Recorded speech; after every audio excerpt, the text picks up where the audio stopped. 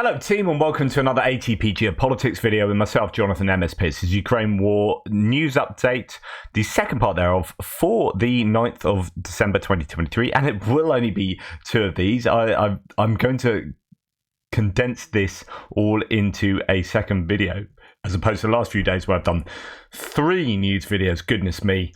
So, what has happened in terms of aid to Ukraine? Germany is to provide Ukraine with new military aid, according to the government. The aid package includes 155mm shells, Lunar NG reconnaissance drone, talk about that in a second, 10 vector reconnaissance drones, 70 MGW automatic grenade launchers, 6 patrol vehicles, 8 Zetros trucks, 100,000 first aid kits. So just ticking along there nicely over and over. In fact, I was just looking at...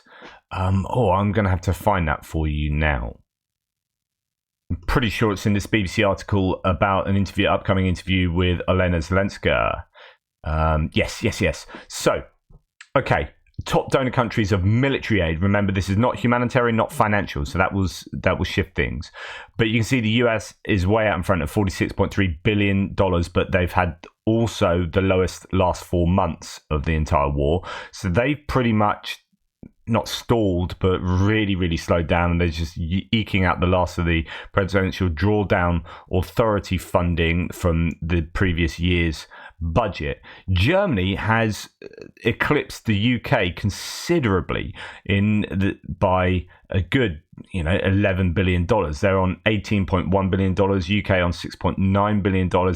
Norway, and this is really significant, they have $3.8 billion, Denmark $3.7 billion, and they are, for the GDP and population size, that is massive.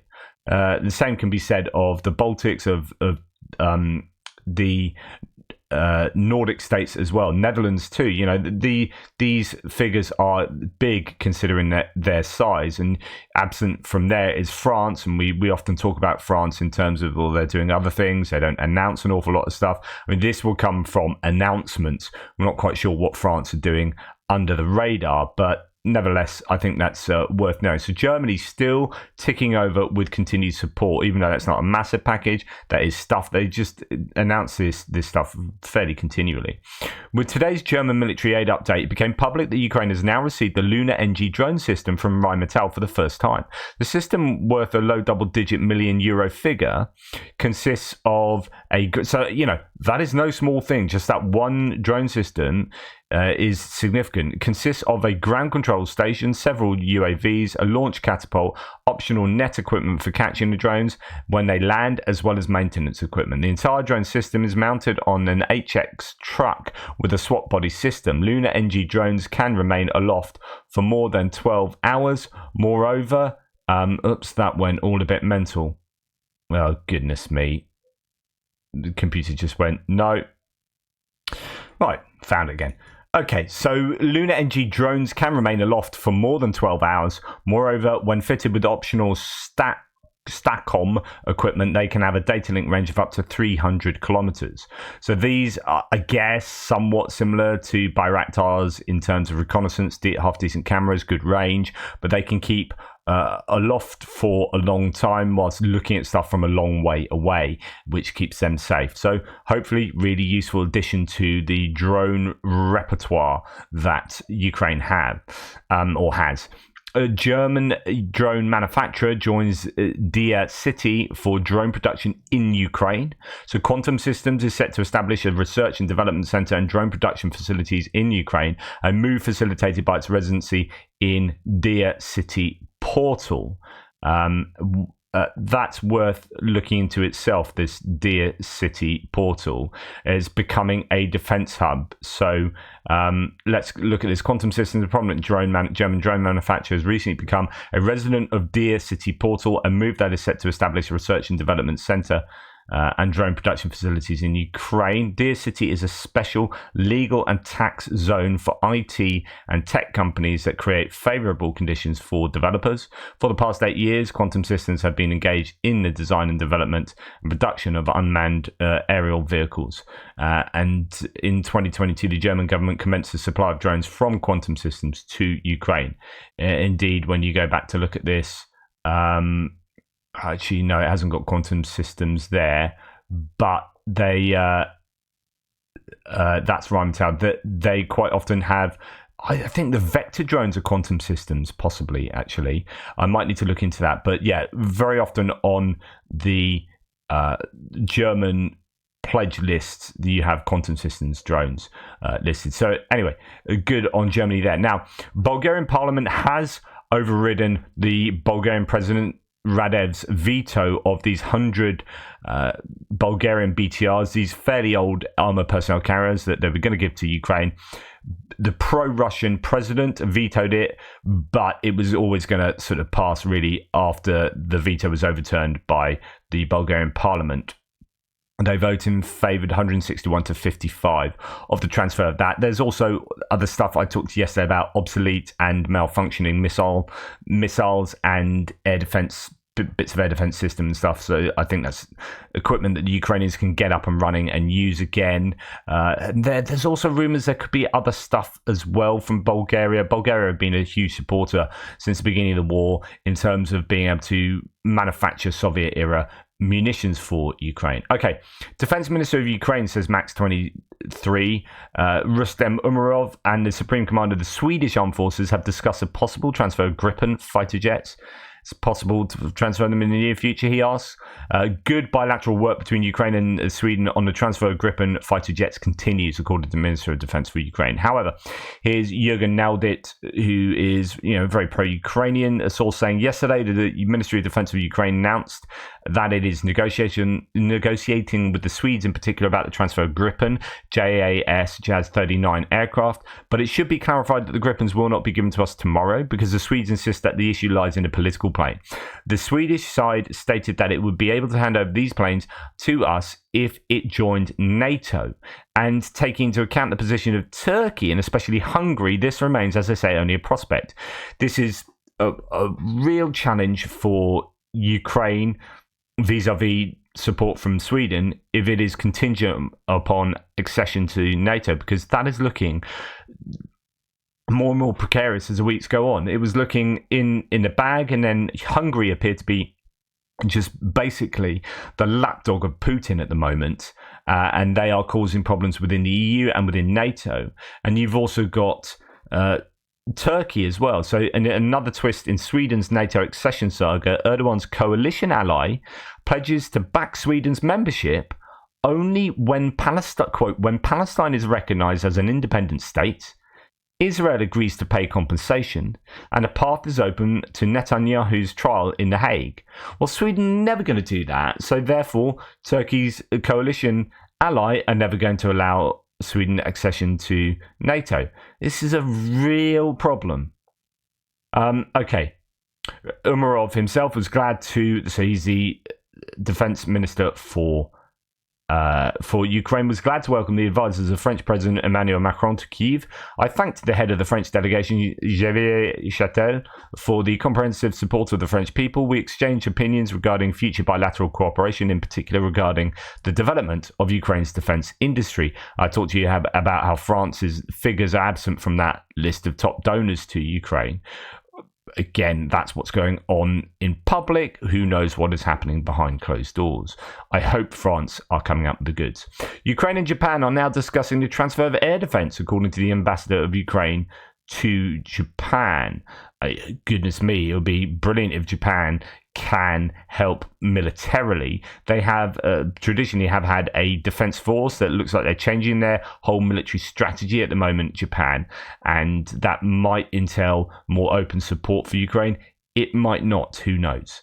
Ukroboronprom, so the big state industrial military giant there in Ukraine, saying that they are getting together with Milrem Robotics to jointly produce multi-domain defense vehicles. Estonia's Milrem Robotics joins forces with Ukraine's defense sector to develop next-generation robotic systems aiming to bolster Ukraine's military capabilities, including, one presumes, vehicles that look like that. So that's really good. We're seeing continuously on a daily basis news coming out of Ukraine concerning their indigenous production, or at least in production with cooperation with other nations' defense industries within Ukraine, which will allow Ukraine to be able to hopefully produce things to support their own war efforts without relying solely on aid from outside. Finland is contributing to the production, or has contributed to the production, of several hundred portable stoves. They will be sent to the front lines of the border guards defending Ukraine. These are so-called Brzezinski, Brzezinski, which are manufactured in Ukraine with the assistance of our Finnish friends. Now, people often say things like, you can get Google to say these words to you, put it into Google. A, I don't really have time, and B, and what's the fun in that? I love to butcher these words and try. I'll try my hardest to get the pronunciation correct, but fail dismally. Okay, Financial Review, Australian paper here, talking about an opportunity for Ukraine to get hold of those F-18s, old F-18s though. They're not the Super Hornets. These are F-18 Hornets. Lapsed contract could deliver Aussie fighter jets to Ukraine. I'm not 100% sure that this will come to fruition, but it might do. Ukraine is pleading with the Albanese government for the regular supply of coal as Russia lobs intense attacks at the electricity grid, and will soon make a fresh request for the Royal Australian Air Force's retired FA-18 fighter jets after a deal to transfer them to an American company lapsed. So first of all, coal. Australia did give 70,000 tons of coal to Ukraine as a gift last year, and they're kind of asking for that again. Amid stalemates on the battlefield and in US Congress for further funding for the war effort, Ukrainian defense officials this week included the 1980s era F-18 Hornets as one of the weapons they wanted in top-level talks with American counterparts. So the Australians have 41 of these Hornets languishing in an RAAF base where they've been there since 2021. So what is happening with them? Well, they were due to be taken on board by an American company that was possibly going to use them over in the US as, decoy, not decoy, but enemy airplanes in training exercises. However, that appears to have fallen through. So as a result, they might well be available. RAVN's contract to dispose of the planes lapsed this month, leaving the federal government fully back in charge of their fate. The planes are slated for destruction if they cannot be sold or transferred. A condition report identified 14 of the 41 airframes in the best condition that could be readied in 4 to 6 months to make them airworthy and squeeze another 2 years of life out of them. Now, the problem is 2 years of life ain't great, but I guess, Ukraine desperately need those planes and they can be given to Ukraine, then it's better than nothing. Of course, you would need training for the F-18s, and that's already a big enough ask in terms of F-16s. I don't know. I think it's a low probability of this happening, but it is something, and fingers crossed. I think it would be useful if they could get hold of those. But yeah, it's going to be all about training and logistics, really. More complaints regarding North Korean ammo. This is coming from the Russians. So Russian military bloggers report that the North Korean ammunition is very unevenly produced. And you can see these taken apart. I mean, I don't exactly know what all of that particularly means. The quote here is from Tendar that Russian military bloggers report that the North Korean ammunition is very unevenly produced, even coming from the same production lot. It's obvious the deviations in the charge compositions and powder can be seen. It's very poor quality. Targeting and hitting becomes a game of luck. This comes after reports of production deviations of the shells in terms of manufacturing tolerances, which were too much outside acceptable parameters and causing barrels of Russian artillery to explode. I've also heard that there's more reports coming from the Krinky area that the FAB and KAB 500 bombs that they're using around there really are quite inaccurate, and more often than not, or not uncommonly landing on Russian troops. So that's another report that came out. I think I'll read that to you in my Frontline report. This is a comment coming from just someone on my YouTube thread here. So, take it with a pinch of salt. Don't know the provenance of the figures, but it's Robert Nosnik Doe. Anyway, he says, as mentioned way back at the beginning of the war, the West manufacturing capacity for making artillery shells is woeful, with most factories basically just a slightly modified World War I plant. Search artillery shell manufacturer, insert various countries to see exactly what I mean. The new 1 million shell per year Rheinmetall and NIOA munitions Australian factory has just started production, which is more than all the USA factories can do combined. It took 3 years to build the plant, and this factory only does the metal bits, so they have to be shipped to another factory to be loaded. The factory cost was 90 million Australian dollars plus another 50 million from various other sources $90 million from Australia plus another $50 million from various other sources for all of the ancillary bits, not including the electricity supply. The new BAE factory, BAE Systems, the UK defence manufacturer in the UK, can also do over 1 million shells a year, but that is split over 8 different shell types, including mortars. The Autoforge cost £14 million alone, and that is without the 3 to 5 furnaces, which add another £3 million a piece, and there are 4 of 5 axis CAD mills, CAD mills at another 3 million to 10 million pounds a piece, plus the cost of the forging dies, which give a little pocket change from £1 million and wear quite quickly. If Russia withdraws tomorrow, then all of this gear is mothballed once stockpiles are replenished, and this is the big problem. 20,000 operations under the NHS or maintain the shell making machinery when it is not needed. Russians just get by without the hip or knee replacements that we expect the government to supply while also reducing taxes. So, assuming all of that is correct, what he's saying here is that in the UK, for example, it's a peace dividend, isn't it? When you're not at war, do you keep maintaining machinery and furnaces and manufacturing facilities to make shells in the not hope, but with the idea that you might need them some years down the line? Or do you have an NHS, that national health system, that can actually get rid of its backlog and be better funded? I mean, it's incredibly underfunded, the NHS at the moment. So you got to make those decisions, and at the moment it makes sense to reinvest in UK defences, but how sustainable is that? These things are expensive, but certainly they're needed right now with those huge ammunition quantities that Ukraine really need. I mean, we talk about Zelensky asking for 17 million shells. That seems ridiculous, but no, that's pretty much what they're going to need to win the war. Anyway, going on to geopolitical stuff, Putin, unsurprisingly, has announced that he will seek his 5th term as president. How can he do that? Oh, he changed all the rules because he's a dictator, because this is a sham election and he lives in a dictatorship, and Russia has no democratic pedigree whatsoever. There's no democratic integrity to Russia. It is a dictatorship, and those pro-Kremlin voices in my threads, get over it. Explain that away. Russian President Putin has been in power as either president or prime minister since 1999. It's unclear if other candidates will nominally participate, but Putin's victory is all but assured. On the other hand, Europe is starting to talk about, and this is according to Philip O'Brien, a New York Times article, about European fears that the US may actually leave NATO if Trump is elected. So it's taken far too long for discussions like this to get going.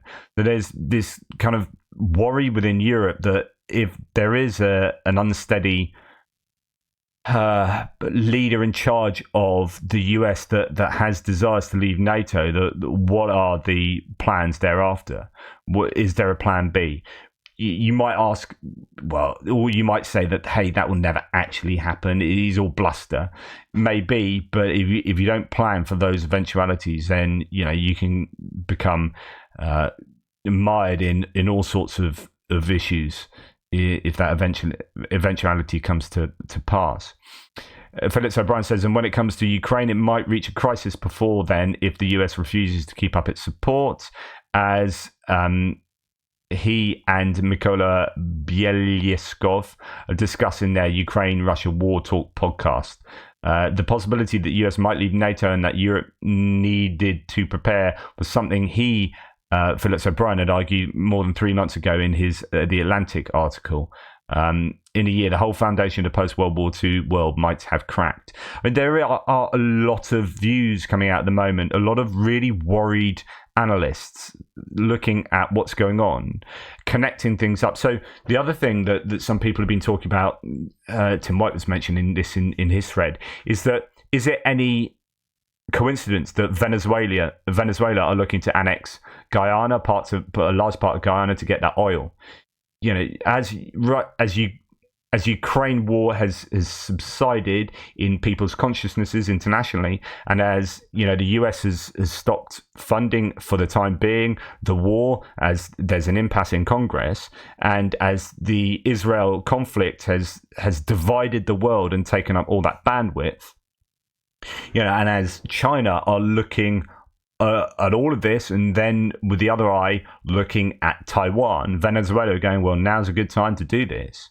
Are they indeed prompted to do so by Russia? Is it a direct request from Russia? Because if Russia can somehow get their hands on that oil, go and look at Jake Bro's recent video on the oil situation and why Putin went to the UAE and to Saudi Arabia. Very particular reasons in terms of oil supplies and oil demands and oil pricing, because that is what is going to fund Russia going forward. And if Venezuela can be a part of that by getting its hands on a huge reserve of oil in Guyana, then we can start building up this picture from these very geographically distant jigsaw pieces. It's worrying at the moment. I am deeply worried about the geopolitical status, and if the US take a back seat and become isolationist, that's the whole global hegemony changed, and that is moving from a US kind of nominally freedom-loving hegemony. You're talking free market, you're talking democracy. Yes, there are issues, of course, and US getting involved democratically around the world. Yeah. But the other option is China and Russia. You've got two dictatorships that are chomping at the bit. And if the US recede and say, oh, it's up to you, Europe, we're done. And at the same time, Russia is succeeding in dislodging democratic centrist democratic parties in Europe and replacing them with the far right. If Russia are undermining the EU, then if the US becomes isolationist and moves away, and the EU becomes a plaything of Russia and the rise of the far right, then we've got a global landscape that is unrecognizable from 20 years ago, and we're in trouble. We're in a lot of trouble. This is a really important moment in time. The last few weeks, my goodness, my outlook for the future has changed. It's really bloody worrying. Donald Tusk, who has taken over, well, no, he hasn't. He's probably going to take over with a minority coalition government in Poland, has said that Viktor Orban government is openly supportive of Russian positions. This is really good. If he's a pro-EU guy, Tusk was involved as a European major player in the European Parliament. If he is saying openly that Viktor Orban is just a Russian puppet, then that's really good. It needs to be talked about openly. And actually, Hungary need to be ejected somehow from the EU or threatened with that very formally if they are just doing what the Kremlin wants.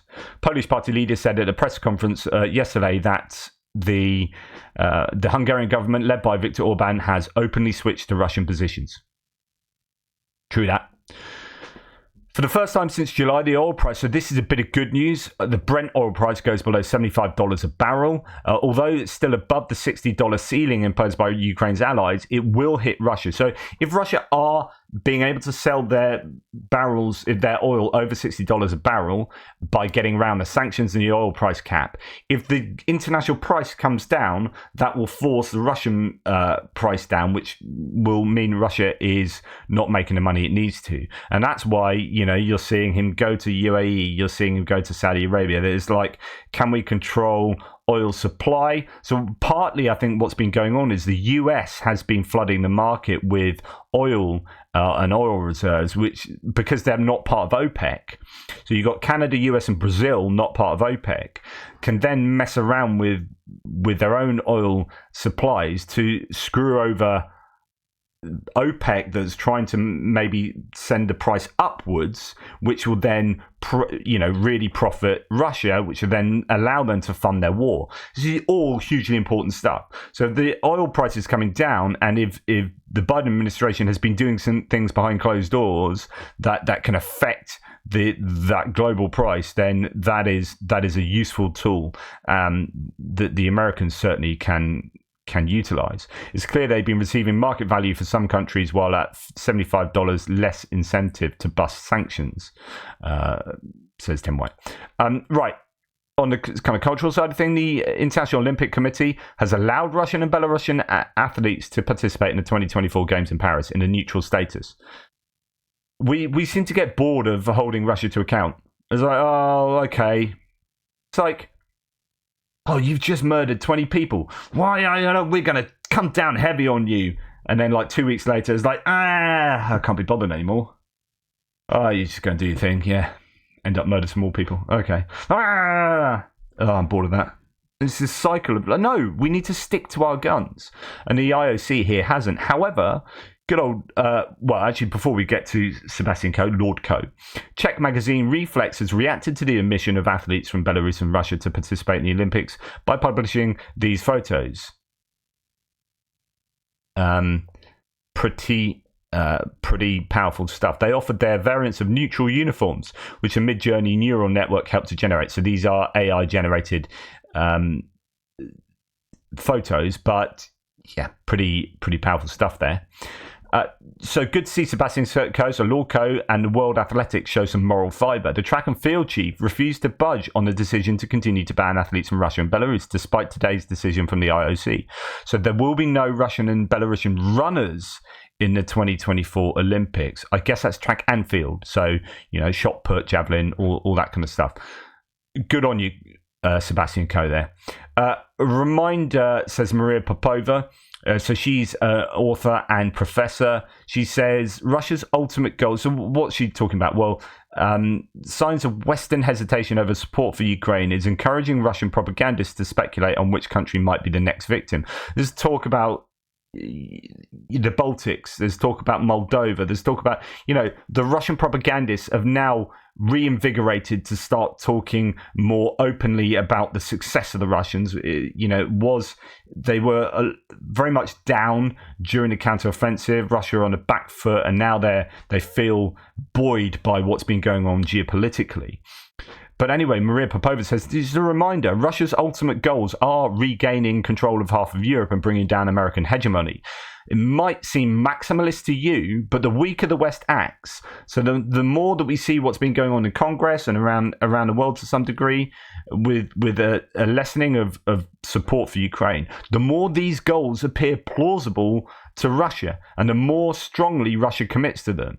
You will start seeing that narrative pop up more and more within the Russian state television landscape amongst the Russian propagandists. This is not cool. Again, it goes back to what we were talking about earlier with regards to, European fears of the US leaving NATO. Which just is all, the narrative is just been completely switched this last week or two, and it's a genuine worry. And let's hope it gets back on track and things will happen. And, after every other option's been exhausted, the right thing is chosen. Let's hope that happens. So Zelensky has signed 3 laws necessary for the accession of Ukraine to the EU: to increase the staff of the National Anti-Corruption Bureau of Ukraine by 300 people, the ability of the National Agency on Corruption Prevention to inspect the property purchased in the public service, and taking into account the expert assessment of the Council of Europe on the rights of national minorities. So they are ticking the boxes to get European accession. Meanwhile, and Ukraine, the latest, reported on this yesterday with their guy in Brussels saying, I've spoken to some, so it's a Daily Telegraph run podcast, that's saying I've spoken to some Hungarian diplomats and they are serious about this. This is, so Viktor Orban is looking like he's not going to discuss the accession of Ukraine into the EU on the 14th and 15th, the upcoming meeting. However, as the Guardian reports, the EU is set to unlock part of the frozen funds for Hungary. So there's a little bit of jostling going on here. The European Commission expected to unlock 10 billion euros in frozen funds for Hungary. So that could be a case of like, okay, you are going to let Ukraine into the EU because here's 10 billion euros. And if you don't want this, then fair enough. You know, go along that track. But if you do want this, change your rhetoric, something. Okay.